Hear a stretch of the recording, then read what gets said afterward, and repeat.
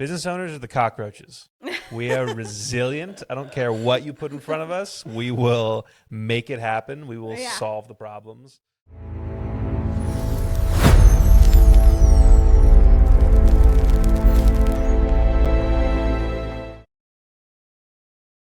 Well, welcome back, Anna. Thank you. It's good to see you It's again. Good to see you. New location, new recording here. Yes. The first one was a dress rehearsal. It was a dress rehearsal for this theater kid. Yeah. We had some technical malfunctions, and we are back in the studio in a different place. Welcome to the new studio. Thank This is you. the first podcast of the new studio, which I couldn't think of a better person to have on. It's almost like we planned it because we need some interior design help. Yeah, we'll be meeting afterwards discussing the possibilities that this space holds. Exactly. Yeah, it's a cool spot here. We were able to kind of remodel some things and just get a place, that works well for this setup. We might be here a long time. We've also explored looking at a handful of different office options. We're kind of at the place where it would make sense to do something like that. So then we'll really be needing some interior design help. Yeah. But until then, this is the new studio. And we actually end up having more space, taller ceilings, bigger space for cameras and desk and everything. So yeah, I'm actually pretty excited for the space. There's definitely going to be a lot more that we can do here. And so we do podcasts about 3 a week right now. And depends on how much I can twist Noah's arm, but we might be doing somewhere in the neighborhood of like 5 a week. Wow, so we can that's get amazing. A lot more content. Yeah, because I am now full-time in our business, full-time running ads, building websites, and making content. Congratulations. So, yeah, thank you. Thank you. It's been pretty good. And since you've been on the podcast, I know you have been pretty busy. Got a couple new clients I was hearing. Yep. Tell me what you've been up to. Yes. Actually, for those who don't know, tell us what you do. So I'm an interior designer. I am the owner and principal designer for The Spaces Between, which is a boutique interior design studio here in the Scottsdale, Phoenix area.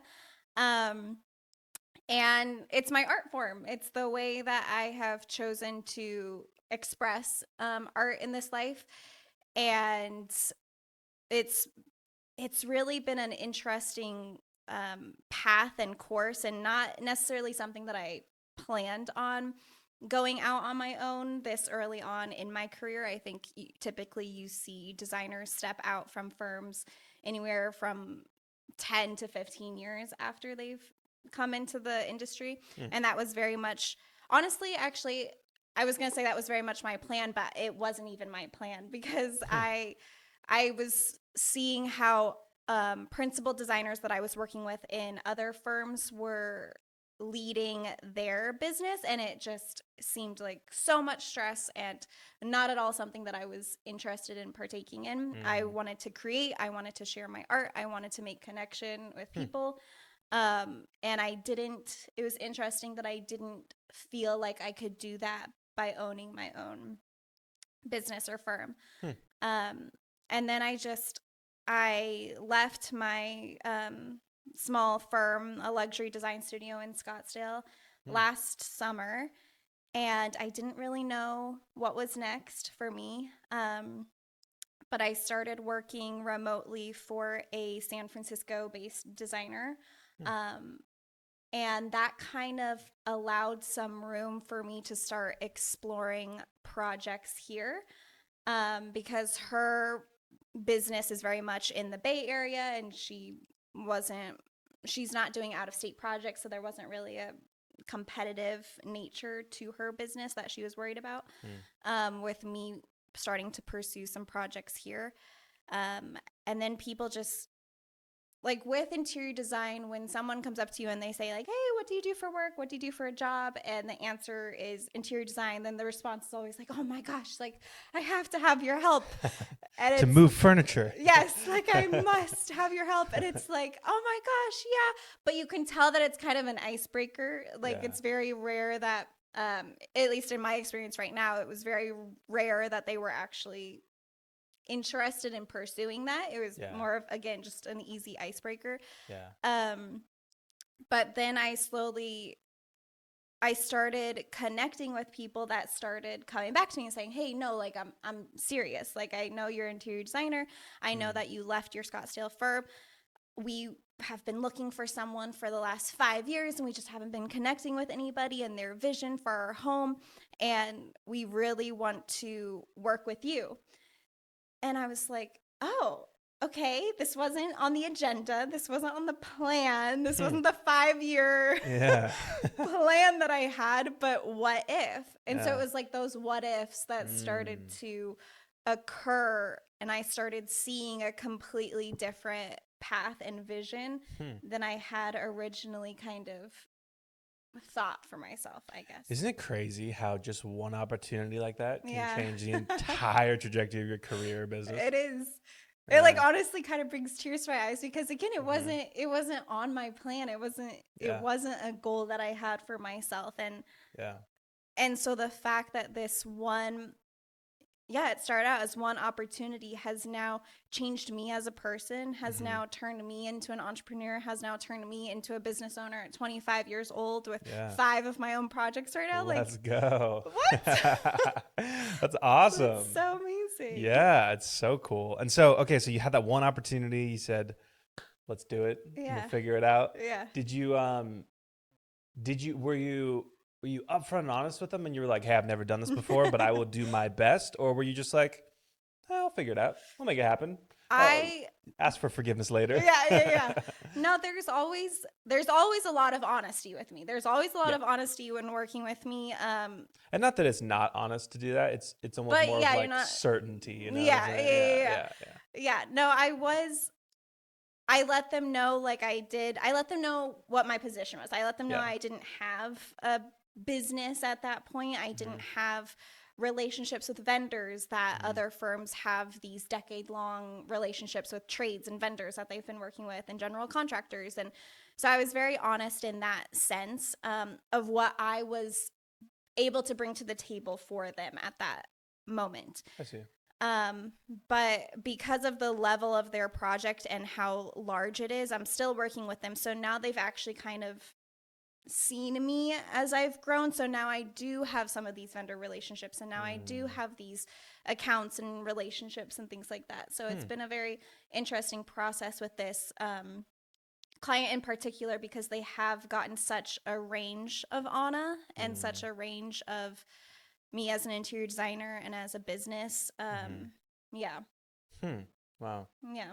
So it started with that one project, and then what was the did you know at that moment you're like, "All right, this is the coolest thing I've ever done. I'm gonna do this the rest of my life," or was it like, I mean, I'll just go back to what I was doing, and maybe these will come every once in a while, and then it kind of hit you with like all the work, or how was that transition? I guess. Yeah.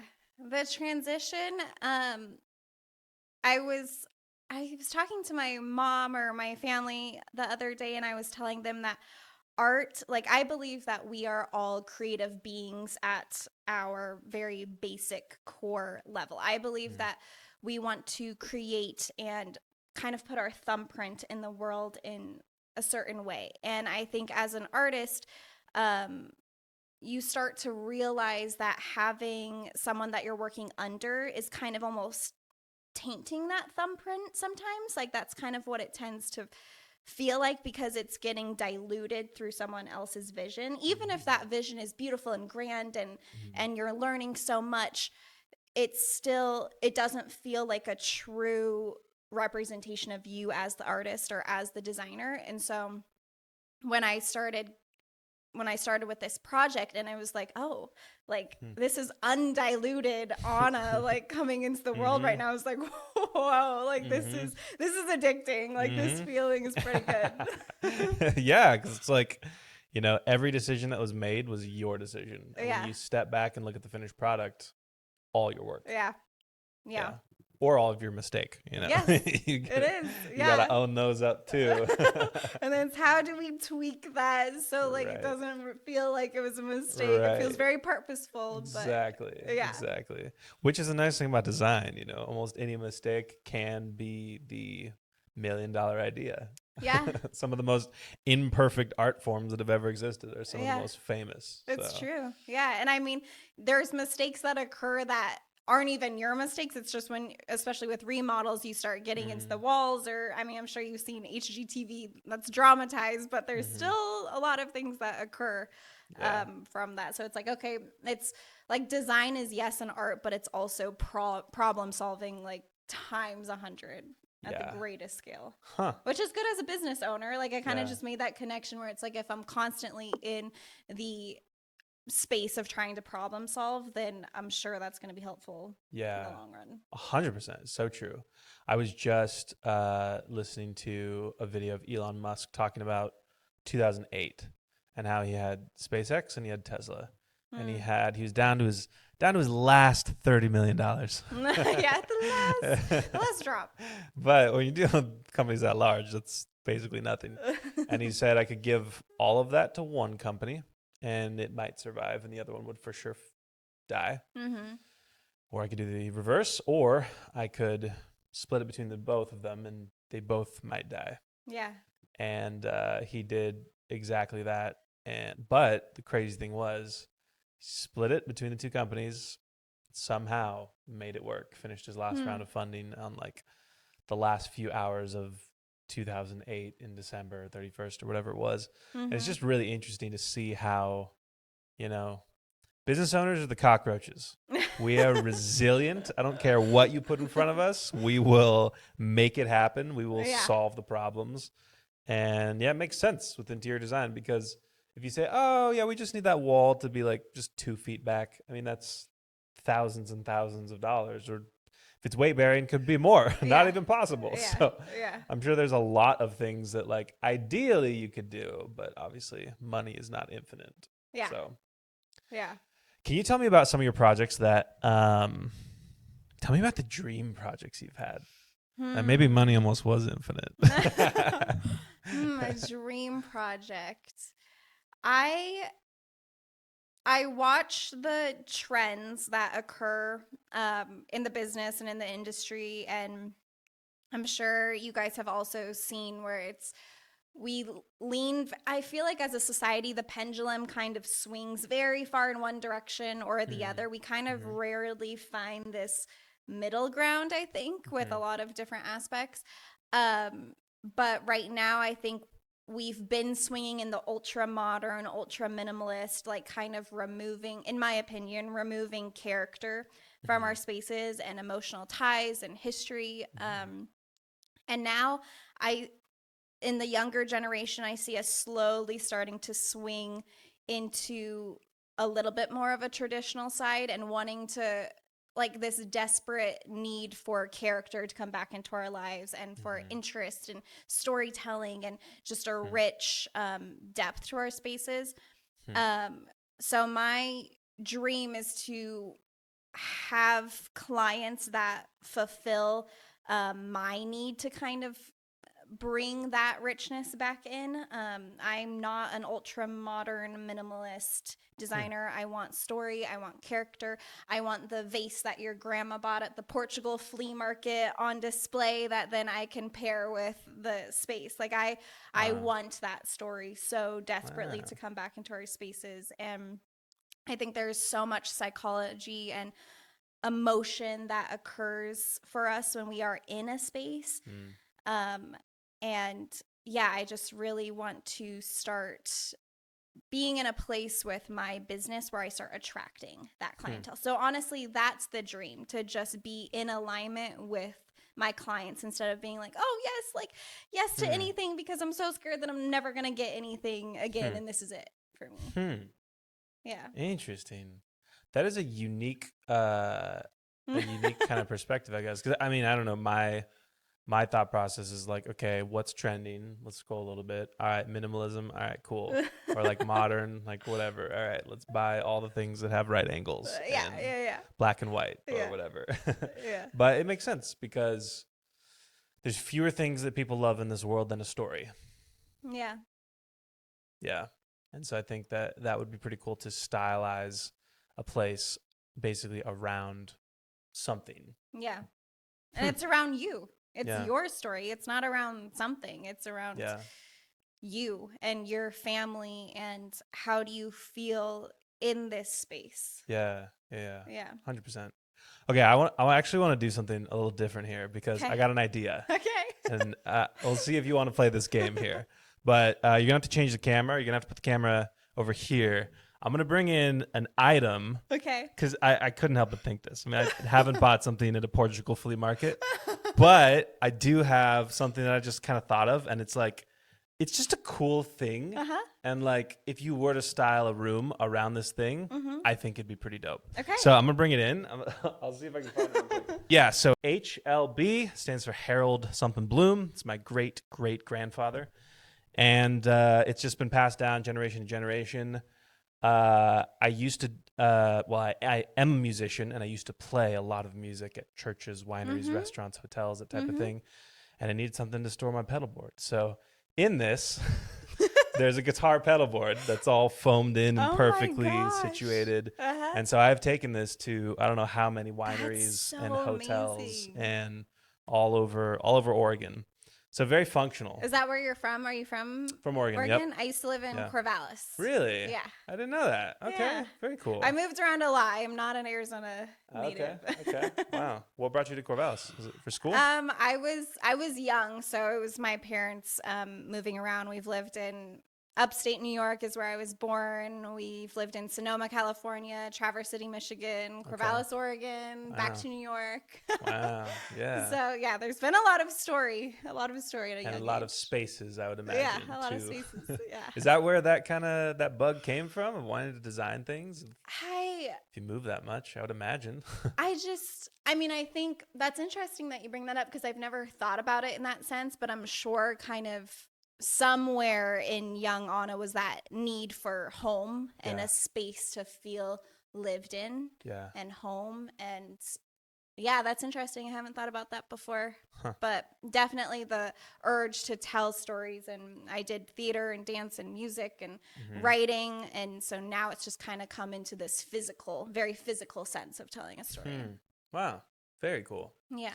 Well, here's a story. Let's Yes. play the game. So that you kind of got a little bit of backstory of Yes. this particular item. If you were to design a room around this exact a room item, around it. can you verbally paint us a picture of exactly what that living room would look like? Okay, so it's a living room.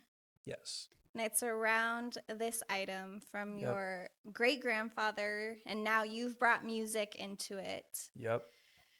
Hmm.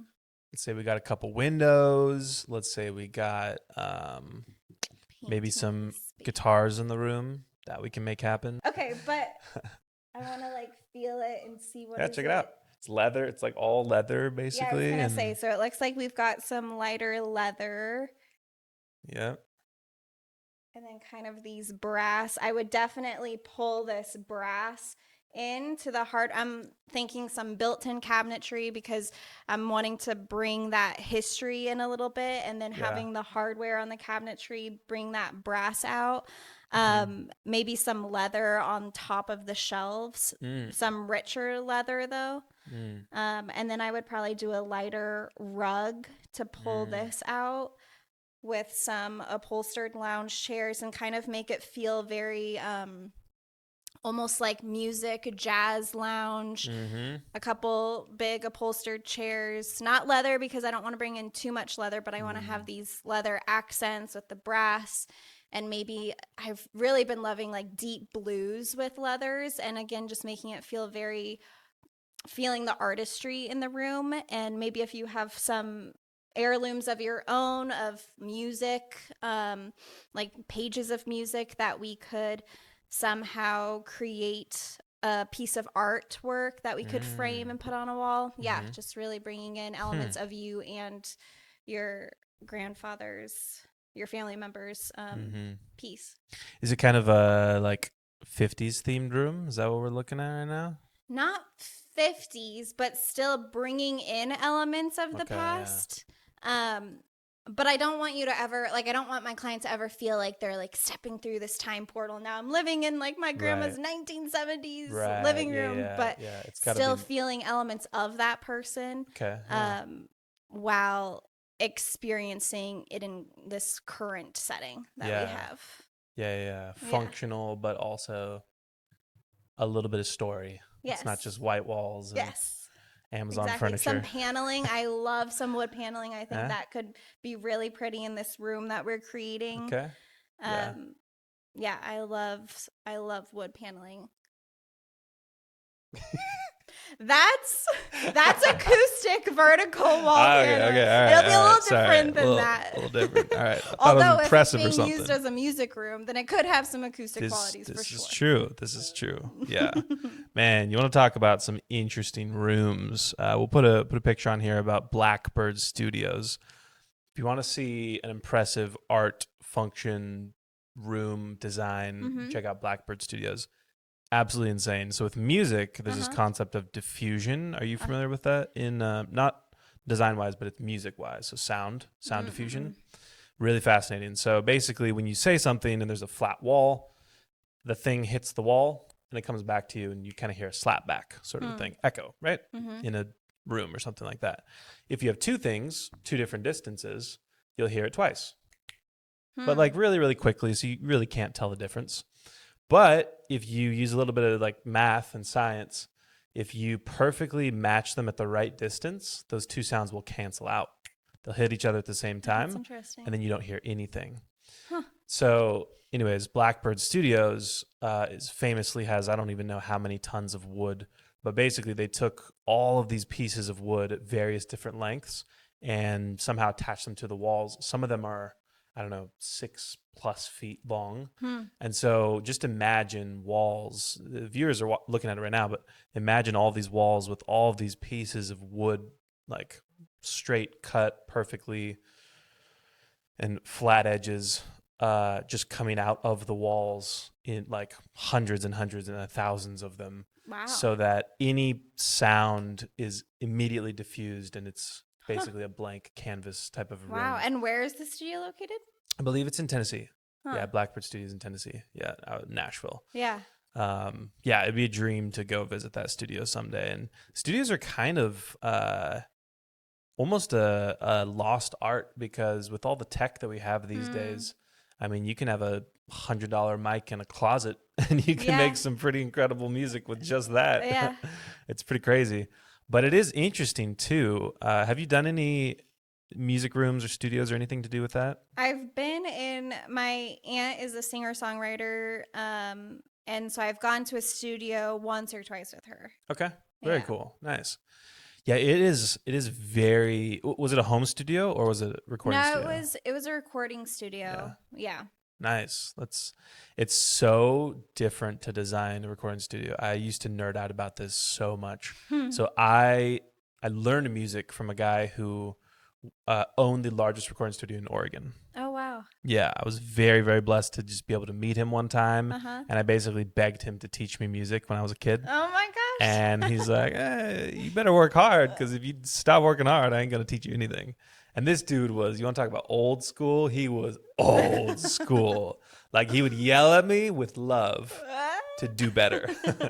And as a boy, I needed that. And so anyways, my very first guitar lesson was I hopped in the parents' minivan. I think I was like 10 or something. This was my first lesson with him. I had played guitar before and thought I was the hot shot. Yeah. Was not. I didn't know anything. Hop in the minivan and I'm like, where are we going? He's like, I don't know. He gave us some address. We roll up to the largest recording studio in the state of Oregon. That is amazing. Step inside and this dude, he was like in the middle of tracking a session. And I was like, what? I'm about to learn from this guy? It was crazy. And they called their space the Kung Fu Bakery recording studio. The Kung Fu Bakery. Yeah. So you want to talk about a story? That place was originally a bakery. So it was designed and built probably in the 50s or something as a bakery in downtown Portland. Or sorry, not downtown. It was in southeast Portland, southeast Portland, off of Foster Road. And they had the ground was all cement because it's a bakery, so heavy equipment and ovens and stuff like that. So like perfect for a recording studio type of a space. And then it eventually became a Kung Fu studio. Oh my gosh. And then it eventually became a recording studio. And leave it to music artists that are like, let's put the name, let's put Right? the space in the The name, exact the Kung name Fu of the Bakery. story. Yeah. Yep. Kung Fu Bakery Recording Studio. Let's be as literal as we possibly can. Yep, that's right. And there's some pretty incredible artists that came there. Pink came there. Steve Martin came there with his banjo So you recorded band. there, like you as a, I never did. I was a kid. I wish I but you would got to have. witness. I got to take guitar lessons like Got it, in the got it, back got it. area. There was like a booth, Like almost in like the a closet in the literally, corner, they yeah. led me. He would like step out of the recording sessions, and I was like, "Can I just like sit in instead of learning guitar?" And he'd come out and he'd write out some charts, and I'd learn the guitar. But the interesting thing about the space is like every single wall cannot be parallel in a recording studio. And every ceiling cannot be parallel with the floor. So obviously the floor has to be flat, level. That makes sense. But literally everything else can't be, it has to be something, has to be adjusted to some degree. Yeah. Because of the sound, obviously. It just Yeah, that's really goes back interesting. and forth. And when you do that, the room sounds like nothing you've ever heard before. It's well, you've been in a recording studio. It's dead. Yeah. And you walk in and you're like, whoa, like, should we whisper? Like, Yeah. what is going on here? Yeah, that's true. Yeah, it almost creates a sort of reverence for what's about to take place. It's like it's Yeah. so silent and Yeah. that's interesting. Yeah, it's very true. Now that guy was a huge impression on me, both music wise, business wise. He owned some other properties in Oregon, actually.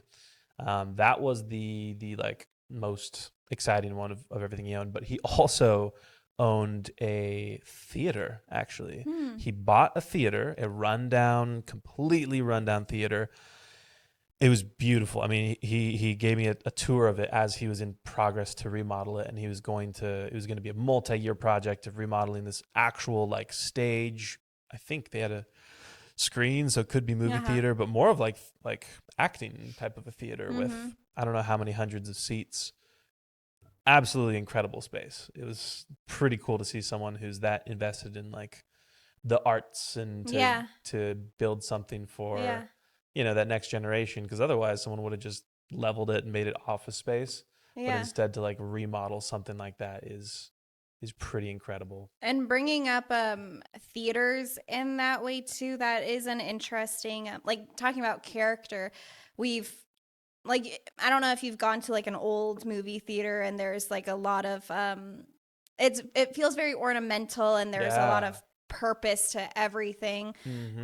But now, I mean, you step into an AMC or a Harkins and it is dead. Like there is nothing deader in my opinion. Like it is black walls, like a couple sconces, some like questionable carpet for sound, and like sometimes recliners now. But but it's like, and I think that's a really good example actually, where obviously a person is coming into this space to witness something else. They're not coming to experience the space. They're coming to watch something on the screen. But, and so I think in a lot of people's head, it's like, oh, it doesn't really matter like the detail that you're bringing into the space, because that's not what the focus is. You want all your attention to go onto this screen. But it's, again, that's such a good example of how a space makes you feel, because if you are walking into this room that's about to project art onto the silver screen, but it feels so dead and lifeless and not a space that you actually enjoy being in, then I think that completely impacts your experience of that movie as an audience member, whether it's subconsciously, consciously. There's something in our psyche and in the psychology of your experience of that space. And I fully believe that if we spent more time and thought and finances into creating the experience as a whole, people would be staying through the credits, like just soaking it in, soaking that 2-hour movie experience in, because there's something subconscious that's happening where you're in a beautiful space, you're watching a beautiful thing on the screen, and you're just, let me just live in this reality for 2 minutes longer before you leave. Yeah, 100%. Yeah. They did it different back then. Yeah, sure. they did. If you could pick a time frame in life to live in for the interior design, what would you choose? That's a really good question. Wait, let me guess, actually. Let me guess. From Okay. everything I've heard about you, I would probably say, I think this is going to be wrong, but I would probably say like the 50s. That's what I'd say. Hmm. 50s, 60s. Like I definitely love some mid-century. I mean, you are wearing leopard boots right I now, am wearing so leopard maybe boots the and the 70s, poofy shoulders and the the polka 70s dots. might work for you, but I think that's a really good question, but it's like there's not like I love mixing elements of so many different eras and time periods, and Mhm. so I'm not sure like which one specifically. And it's interesting when you're in design school and you're studying the history of architecture and things like that. And like each era, again, there's always that pendulum that I was talking about Yeah. where you kind of see this wave of extremely ornate and Victorian and Mhm. all this ornamentation going on, and then you go completely opposite direction, square homes and all glass and on stilts and like nothing in the house, like you don't even sit on anything. And then you come Uh, back and then it's just like yeah. back and forth and back and forth and back and forth. Yeah. So I don't love either of those extremes, so I'm trying to think Okay. of an Yeah. era that I feel like really sits in a good center. I do like the 60s with the mid-century, but Yeah, then I love, mid-century modern, a little MCM. yeah. Mm-hmm. Yeah, and Frank Lloyd Wright, who he has Taliesin West here in Arizona, and yeah, I think you're pretty solid, pretty Yeah, on point. yeah, Yeah, yeah, all yeah. right, yeah, yeah. Frank Lloyd Wright. I've heard a lot about that guy and a lot of his work here. I mean, he's like one of the most famous interior designers, and like there's buildings you can go tour. I don't know. Is all of his work like tourable, or did he just make houses and people live in those houses now? So he was an architect, Okay. and but I mean, very much involved in, I mean, architecture, interior architecture. Yeah.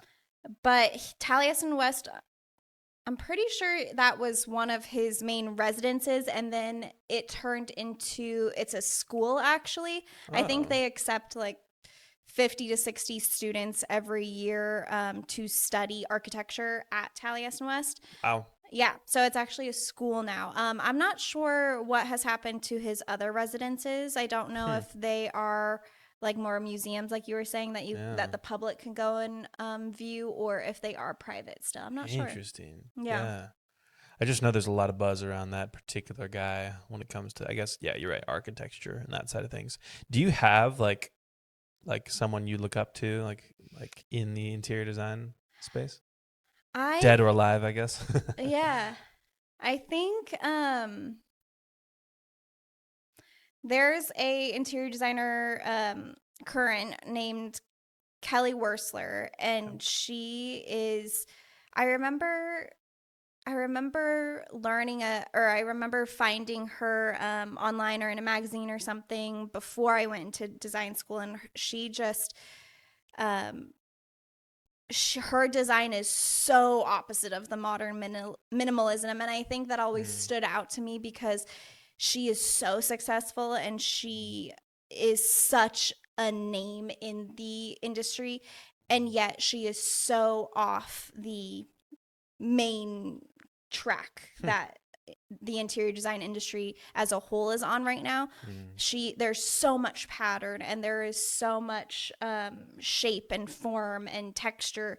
mm, So I think that was always very interesting to me, that someone that is seemingly so far away from what is popular right now is mm, still ultra successful. mm, Um, yeah. So I just really admire that kind of bravery I think it takes to be off of what's popular mm, and mhm, still be really centered in who you are as an artist. hmm, hmm. Yeah.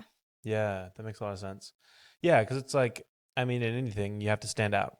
Yeah. If you're gonna make a difference in business, social media, just in life in general, to Yeah. succeed, you have to stand out to some degree. Yeah.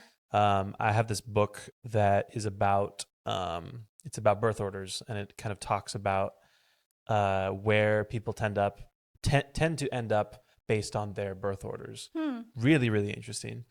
And so it talks about how typically the firstborn child is very much following the rules. They had a great ratio, 2 parents to 1 child, which means they had to follow the rules. They were much larger than them, so it's not good if you don't. And then the second born child, typically middle children, where you at? No, I was gonna guess after you explained all them. I was gonna guess where you are. Oh yeah, okay. So middleborn or the next born child, I guess, typically tends to be the rambunctious one because they have to do something different to stand out from their older sibling. Yeah. The older sibling, is bigger, like is gonna get all the food. I don't know, whatever it is, right? Like you got to do something to stand out, so you get attention. Is what it is from parents or from grandma and grandpa or anyone at all. You got to do something different, and whether that means yelling and screaming and kicking and breaking all the rules, you might do it. Bad when you're a child.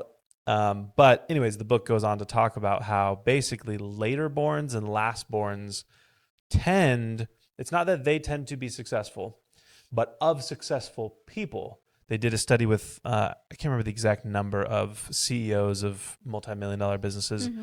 Many, I think it was about 60 to set. I think it was in the 70s. About 70% of them were later born or last borns because it's ingrained in their brain that they need to stand out, and they're going to do something about that to stand out, make yourself different. Yeah. That's really interesting. Yeah, very, very interesting thing. And obviously it's not a hard and fast rule. I mean, anybody can be successful if they choose themselves. But it does go to show you that if you're not making a daily effort to stand out, what are you doing? Yeah. And I think on that same line, there's standing out. And then I think a part of standing out in today's world especially is connection. And I think people that make the effort to connect on some level with people around them are going to be those people that stand out, because I think we are all so scared and shy typically to ever make connection outside of our groups or our family or the areas that feel safe to us. So that's something that I've really been practicing lately, and I kind of call them like little nudges. Like I was working in a cafe at the Global Ambassador Hotel the other day that I love their interior design. Like that is, if one place can kind of like showcase what my design is, it would be Global Ambassador. I just love it. We'll put some pictures up. But yeah, Global Ambassador right here. And I believe that's designed by Tastani Design Troupe and Sam Fox. He does all the Fox Concept restaurants. So a little shout out to them. But I was working in the cafe, and I also write. That's kind of my other passion and art form. And so sometimes if I kind of feel the nudge, I'll pull out a notebook and I'll write a little bit before I log on for the day. So I was doing this, and I was writing about a specific topic, and then I overhear 1 or 2 words from 2 men sitting at a table next to me. And I start realizing that their conversation is what I'm writing about. Like I'm writing and they're speaking about that idea at the same exact time, like the same philosophy or idea that I am writing about. And I'm like, what the heck is going on? So typically, like, I'd be like, that's really weird. And then I would just keep my head down and like continue writing. But this time I was like, I'm going to follow this nudge. And so I walk over to them and I said, I'm so sorry. I don't mean to interrupt. But I just noticed parts of your guys' conversation. It's exactly what I'm writing a poem about right now, like literally almost verbatim. And they were like, oh my gosh, like, wow, like, please sit down, like, tell us about, like, what are you writing? Like, what are your thoughts on this? What's your philosophy? So we start talking for like an hour and a half, and one of the men, he ends up being a women's business owner coach. So like freaking weird. Wow. And then the other gentleman, he just had retired and has a house in Montana that he's recently purchased and is looking for an interior designer. So it's just like, what? Like just insane magic. And I'm someone that fully believes that follows us everywhere we go in our lives. Yes. But again, normally I was at this very visceral crossroads where I could see this like weird synchronicity happening, and I could ignore it and keep my head down because I'm shy, and what are they going to think of me, and like they're going to think I was eavesdropping, and all this story in your head. Or the more fun option. Yes, or the more fun option who knows where it could lead. And I chose that, and it's like, look at the connection that I made, and look at the opportunity that I created for myself, and this magic that unfolded in this human connection. Yeah, 100%. Yeah. That's a cool story. I love hearing that. And like, networking too is such a big deal. I mean, in a sense, I guess your business model could hypothetically be a global appointment-based business model where you could be remote and do drawings and things like that. So, you could work with someone in Florida. But a lot of people think when they're growing a global appointment-based business, meaning you can serve anyone in the world, they think that like they just for some reason become very like non-human. They're like, oh, here's my brand and here's what I do, and that's it. I don't want my face to be on it. I don't want to have my personality in it. I don't want to have my story. I don't want to hit selfie record a video. I don't want to. But at the end of the day, there's no better way to grow your business than networking. There's no better way to grow your business than referrals, or asking for referrals, or stopping someone in the line at the grocery store and saying, I don't mean to interrupt, but you live right over here in the same neighborhood that I live in? That's crazy. Wow, we must be neighbors. Like, there's just so many things that could come from those and nothing might come from it too. It might just be a good conversation. It might be a terrible conversation. They might say, wow, that's kind of crazy. I'm going to call the cops on you. And then, okay, you walk away. Like, that's the worst thing that could possibly happen. But it is interesting because we've all had those micro moments where we're like, I should say something. I'm going to say it. I'm going to say it. No, I'm not going to say it. And then we walk away. And then we didn't say it. And then we're kicking ourselves for the next day about saying the thing to the person that could have led to something. And then we forget about it. But you do that enough times, and eventually you're going to say something, and you just never know when something might come from it. Yeah. And it's kind of like retraining ourselves that, okay, what is the worst that could happen? Like, I am not dead. Like, I am still here. Like, I was really embarrassed for 2 seconds, but I am still here. I am still here. She's still here. The mic's down. Yeah, but the mic's not here, but I'm here. Yeah, absolutely. That's good. I think that's very good for people to hear. For global appointment-based businesses is like network. Don't just expect somebody in some other state to be your next client. Expect someone 3 doors down from you to be your next client. And be open enough to, what comes your way. Make sure that your offer is good enough and the way you can help people is good enough that you can help as many people as possible, because that's another thing to talk about. And I know we're running short on time here, so we'll wrap things up. But someone like yourself, your services are probably not cheap, I would imagine, at the end of the day. But your quality of work is incredible. That being said, we absolutely love to have offers that are as low entry as possible. Lead magnets is what we call them. And so by creating lead magnets, and it could be something as simple as a top 10 list that you and ChatGPT could write in 23 seconds, make a PDF, and you could run a social media ad that says, here's my top 10 things to not do in your house. Click below and get the PDF.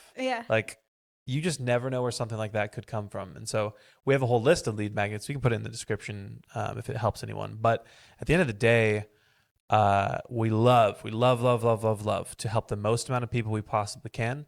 And if that means we can't sit down with them, because if 100 people ask for your interior design help to move their couches around, you can't do it. They can't afford it. It doesn't make any sense. but you could create a guide on the top 3 places to put your couch in your living room. Yeah.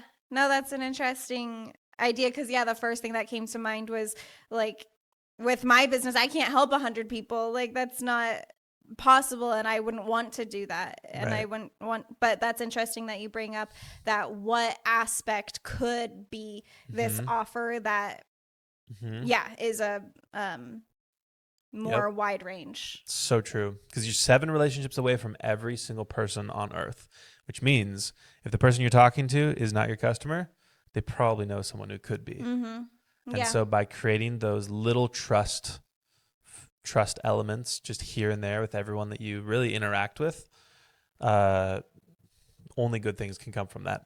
And so there's only 3 ways that you can grow a business, specifically for a global appointment-based business. You can grow with code, software, labor, and you can grow with media. And so for most people, the most attainable thing is media. And part of one of the things we are very, very intentional about is hit and record. And so we're doing it right now. We're creating media right now, which is awesome. And you can use for your brand and your social media. But I'm going to challenge every single person that comes on this podcast. When is the next time you're going to post on your social media? So what is your current cadence for posting on social media right now? I think I'm usually at once a week or so. Very cool. Because I'm kind of like I'm in the phase of all of my projects right now where I don't have anything that's photographed yet. I have 2 that are on the books to get professionally shot. So it's just been a lot of content of my process more so. And like in the back of my head, I'm like, like I promise, like I know you're not actually seeing what the result is, but it's here, it's coming. So it's just been like a lot of my process before I'm able to share some of those final after photos that I know everybody wants. Very cool. Nice. That's awesome. Yeah, and even still in the meantime too, it can be, images of terrible interior design. And here's what not to do. Stay tuned for what's coming soon. So I'm going to challenge you, and we'll wrap this up. My challenge to you is your current social media habit. I want you to double it. Double it. Twice a week. Double it. Twice a week. I think that's a baby step. I'll tag you in every single one. Let's go. Let's go. Toss me in there. I love to see it. Because, hey, at the end of the day, content is the easiest way you can move the needle on increasing people seeing it. And it's the biggest opportunity ever. You could post something and hundreds of people that don't even know you could see it, add a ton of value, and they could share it. Like, it's the coolest thing ever. So, and if you're new to the process, I know you already are posting, but if you're new to the process, just suck at it for like 6 months. Just post every week, once a day. Just hit record and talk about the thing that you do, and you'll either get good at it if you're not good at it, or if you are good at it, people will see you're good at it, and they'll all want to follow you for it. Yeah, I like it. So anyways, just a little bit of content there. That's your challenge. So twice a week is the habit. I love to hear it. And next time I see you, it should only be up from there. Yes. So Anna, thank you for joining the podcast. This was cool. We talked stories. We did. On both sides. We talked spaces. And we talked design. And we talked everything in between. We did. That's right. Yep, absolutely. So links to her socials are going to be below. You can check out her website or whatever she's got here. It links down below. Thank you for joining the podcast. Thank you. And that is a wrap.